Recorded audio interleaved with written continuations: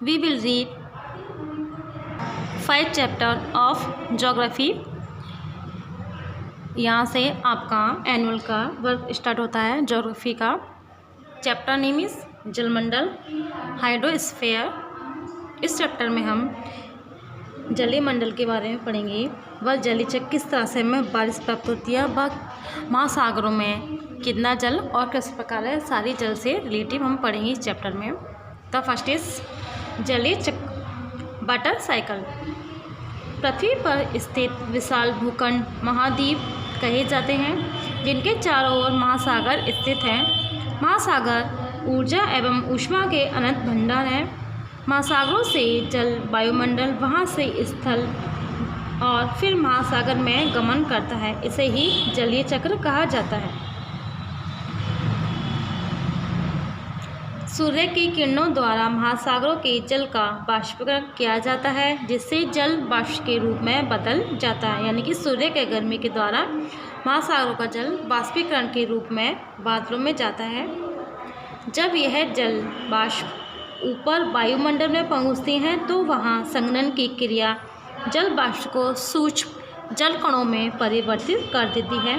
यह सूक्ष्म जल कण मेघों इस बादलों की रचना करते हैं।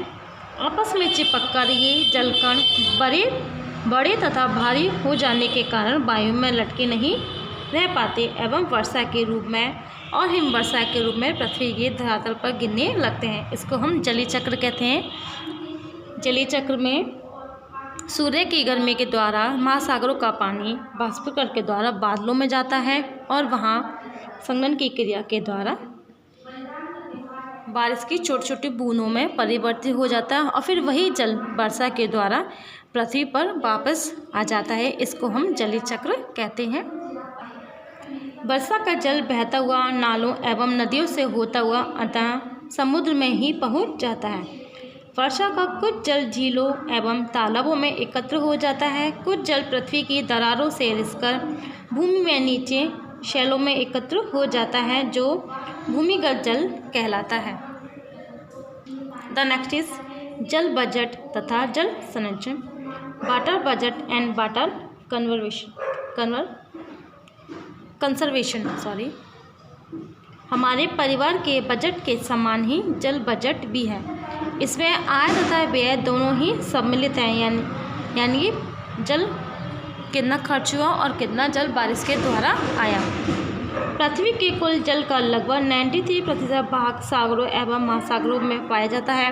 5% स्वच्छ भंडारों जैसे तालाब, झील, नदी एवं भूमिगत जल के रूप में तथा शेष 2% हिमनदों एवं हिमटोपियों में पाया जाता है।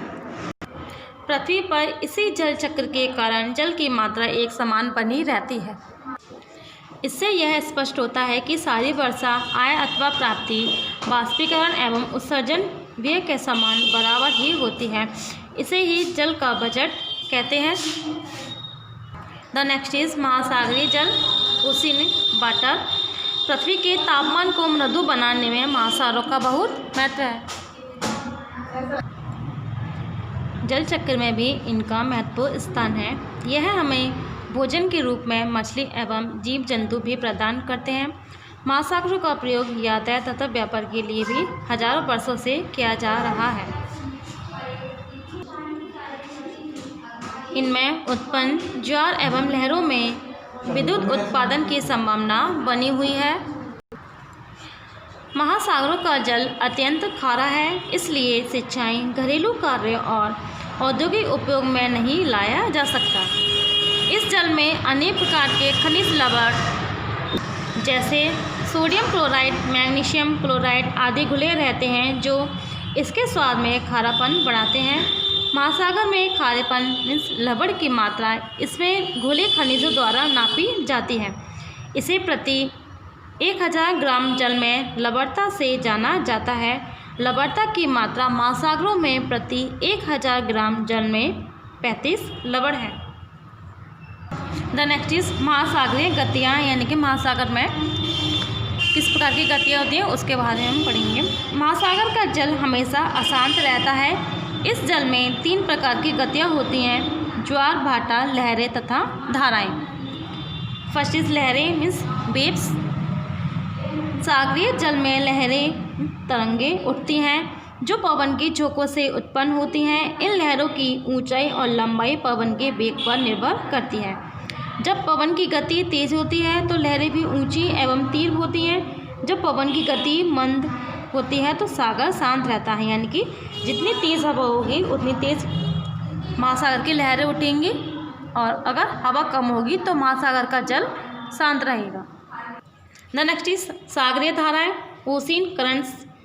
समुद्र जल के एक निश्चित दिशा में बहने को सागरीय धारा कहते हैं। यह पृथ्वी के धरातल पर बहने वाली नदियों की भांति होती है। धीमी गति से बहने वाले जल स्रोत को ड्रिफ्ट अथवा प्रवाह कहा जाता है। इन धाराओं के दो प्रकार हैं, गर्म धारा एवं ठंडी धारा। उष्णकटिबंधीय क्षेत्रों में गर्म धाराएं उच्च अक्षांशों की ओर बहती हैं। ठंडी धाराएं उच्च अक्षांशों से उष्णकटिबंध की ओर बहती हैं। अधिकांश ठंडी धाराएं महाद्वीपों के पूर्वी तट के साथ साथ बहती हैं। द नेक्स्ट इज ज्वार-भाटा मीन्स टाइड्स। महासागरों के जल के प्रतिदिन निश्चित समय अंतराल पर उठने गिरने की क्रिया ज्वार-भाटा कहलाती है। सागर के जल के ऊपर उठने की क्रिया को उच्च ज्वार कहते हैं एवं जल के नीचे गिरता है तो निम्न ज्वार या ज्वार-भाटा कहते हैं। यानी कि सागर में जो पानी की लहरें ऊपर उठती हैं उसको ज्वार, और वही लहरें नीचे गिरती हैं उसको हम भाटा के नाम से जानते हैं। ये किस कारण होती हैं इसके बारे में हम पढ़ेंगे। सूर्य तथा चंद्रमा की आकर्षण शक्ति के कारण ज्वार उत्पन्न होते हैं। चंद्रमा की आकर्षण शक्ति सूर्य की अपेक्षा अधिक होती है क्योंकि चंद्रमा पृथ्वी के अधिक निकट है। चंद्रमा की आकर्षण शक्ति से सागरीय जल किसी विशेष क्षेत्र में इकट्ठा हो जाता है एवं अन्य क्षेत्रों का जल स्तर निम्न ज्वार के साथ हट जाता है। द नेक्स्ट इज अमावस्या अथवा पूर्णिमा को जब पृथ्वी, चंद्रमा तथा सूर्य एक सीधी रेखा में होते हैं तब सागर में अधिक उच्च ज्वार उठता है तथा निम्न ज्वार भाटा भी अधिक नीचा रहता है। इस प्रकार के ज्वार को वृत्त ज्वार कहते हैं। पृथ्वी, चंद्रमा और सूर्य जब समकोण की स्थिति में होते हैं, यह स्थिति प्रत्येक माह के पहले और तीसरे सप्ताह में होती है। यानी कि यह स्थिति जो ज्वार भाटा समुद्र में आते हैं ये प्रत्येक महीने के पहले या तीसरे सप्ताह में ये समुद्र में ज्वार भाटा आते हैं। इस समय उच्च ज्वार भी सामान्य से नीचे ही होते हैं। चंद्रमा तथा सूर्य के आकर्षण शक्ति के बढ़ जाने के कारण ऐसा होता है। इन ज्वारों को लघु ज्वार कहते हैं। न्यूयॉर्क, कोलकाता, लंदन, रॉटरडम आदि बंदरगाहों को उच्च ज्वार से बहुत लाभ होता है। ज्वार आने से कीचड़, बालू आदि निक्षेप नदी मुहाने से दूर बहकर चले जाते हैं। शीत ऋतु में उच्च ज्वार बंदरगाहों को जमने से भी बचाते हैं। उच्च ज्वार जल विद्युत उत्पादन के अच्छे स्रोत हैं। नेक्स्ट इज सागरीय धाराएं। महासागर में गर्म एवं ठंडी धाराओं का क्रम नियत होता है। संसार की मुख्य धाराएं निम्नलिखित हैं। हिंद महासागर की धाराएं, अटलांटिक महासागर की धाराएं, प्रशांत महासागर की धाराएं। ये हर जगह की अलग अलग धाराएं, इसके बारे में आप स्वयं रीड करेंगे। हम पढ़ेंगे सागरीय धाराओं के प्रभाव, इफेक्ट ऑफ ओशियन करंट्स। तटवर्ती क्षेत्रों की जलवायु को ये धाराएं बहुत प्रभावित करती हैं। जो पवन इन धाराओं के ऊपर बहती है वे इन धाराओं के प्रभाव को भी महाद्वीपों के आंतरिक भागों तक पहुंचा देते हैं। गर्म धारा तटवर्ती क्षेत्र की जलवायु को गर्म तथा ठंडी धारा जलवायु को ठंडा बना देती है। मत्स्य उत्पादन, व्यापार, नौ परिवहन आदि पर भी इन धाराओं का प्रभाव पड़ता है।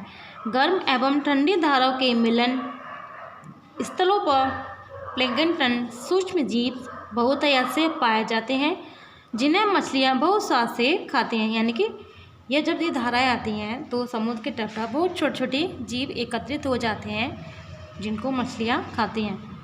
यही कारण है कि उत्तरी अमेरिका के पूर्वी तट के न्यूफाउंडलैंड द्वीप के पास ठंडी लेब्राडोर एवं गर्म स्ट्रीम धाराओं के मिलने से यह क्षेत्र मत्स्य प्राप्ति के रूप में विकसित हुआ है। यानी कि मछली प्राप्ति के रूप में। महासागरीय धाराओं के साथ साथ जलयान सुगमता से चलते हैं। कभी कभी ये धाराएं जलयान के संचालन में बाधा भी बन जाती हैं। उदाहरण के लिए ठंडी तथा गर्म धाराओं के मिलने से कोहरा बनता है जो दृश्य के लिए बाधा उत्पन्न करता है। यानी कि जब ठंडी और गर्म धाराएं मिलेंगी तो कोहरा उत्पन्न होगा, जिससे हमें सामने का जो रास्ता है वो क्लियर से दिखाई नहीं देगा। द नेक्स्ट इज सुनामी, एक प्रतीक अध्ययन। 26 दिसंबर 2004 को दक्षिण तथा दक्षिण पूर्व एशिया के समुद्री तटों को सुनामी द्वारा पूर्ण रूप से बर्बाद कर दिया गया। हिंद महासागर के 11 तटीय देशों के लगभग 2 लाख लोग काल के गाल में समा गए तथा इससे भी कई गुना अधिक लोग घर से बेघर तथा आजीविका विहीन हो गए। इसमें पहले संहारक लहरें विशाल सामुद्रिक भूकंप के कारण उत्पन्न होती हैं। ऐसा ही भूकंप इंडोनेशिया में सुमात्रा के तटीय क्षेत्रों पर 40 वर्ष पहले आया था, जिसकी तीव्रता रिएक्टर पैमाने पर 8.3 मापी गई थी। इसमें मुख्य इंडोनेशिया, थाईलैंड, श्रीलंका, मालदीव तथा भारत के तटीय क्षेत्रों में भीषण तबाही हुई। इन लहरों ने मानवतावाद की लहरों को जन्म दिया और पूरी दुनिया राहत एवं बचाव कार्य में जुट गई। 40 देशों ने पीड़ितों के लिए भोजन, जल तथा आवास की त्वरित सुविधा हेतु सैन्य बलों को लगा दिया। संसार के लाखों लोगों ने योगदान भेजा। संयुक्त राष्ट्र तथा सैकड़ों संगठन पीड़ित क्षेत्रों में पहुंचे। इस त्वरित अनुक्रिया के फलस्वरूप लहरों से उत्पन्न भूखमरी, बीमारी तथा मृत्यु जैसे द्वितीय महाविनाश से बचा जा सका। Chapter finished. I hope you all are understand this chapter and thank you.